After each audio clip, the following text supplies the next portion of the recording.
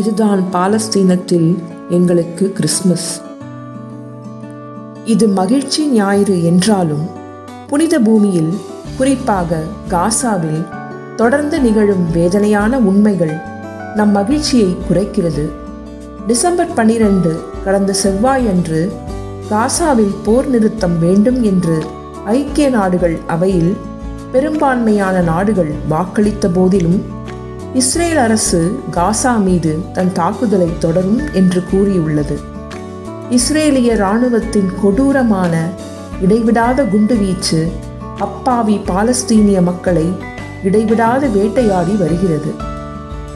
December 11 அன்று ஒரு WhatsApp செய்தி வெளியானது. இவாஞ்சலிக்கல் லூத்தரன் சபையை சேர்ந்த பணியாளர் மந்தர் ஐசக் அவர்கள் வேதனையான கிறிஸ்துமஸ் செய்தி ஒன்றை பகிர்ந்து கொண்டார். இந்த ஆண்டு அனைவருக்கும் தெரிந்த வெளிப்படையான காரணங்களுக்காக பெத்லகேமில் கிறிஸ்துமஸ் கொண்டாட்டங்கள் ரத்து செய்யப்பட்டுள்ளன. காசாவில் நம் மக்கள் இனப்படுகொலைக்கு உள்ளாகும் போது, குழந்தைகள் இவ்வளவு கொடூரமான முறையில் படுகொலை செய்யப்படும் போது கிறிஸ்துமஸை கொண்டாட முடியாது.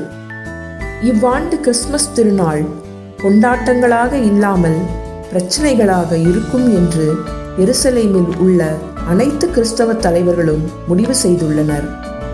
பாலஸ்தீனியர்களாகிய எங்களுக்கு இவ்வாண்டு கிறிஸ்துமஸ் தரும் பொருள் என்ன? கிறிஸ்துமஸின் அர்த்தத்தை பற்றி உலகிற்கு என்ன செய்தியை அனுப்ப விரும்புகிறோம் என்று யோசித்தோம். எனவே காசாவில் அழிக்கப்பட்ட வீடுகளின் இடிபாடுகளுக்கு மத்தியில் குழந்தை இயேசு சிக்கியிருப்பதை போன்ற குடிலை அமைத்தோம். லூத்தரன் பணியாளர் தொடர்ந்து பேசிக்கொண்டிருக்கும் போது காசாவில் இடிந்து வீழ்ந்த வீடுகளை குறிக்கும் கற்கள் மற்றும் பாறைகளின் குவியல்களை வீடியோவில் காண்கிறோம். உடைந்த கற்களுக்கு நடுவே குழந்தை இயேசுவின் திருவுருவம் வைக்கப்பட்டுள்ளது.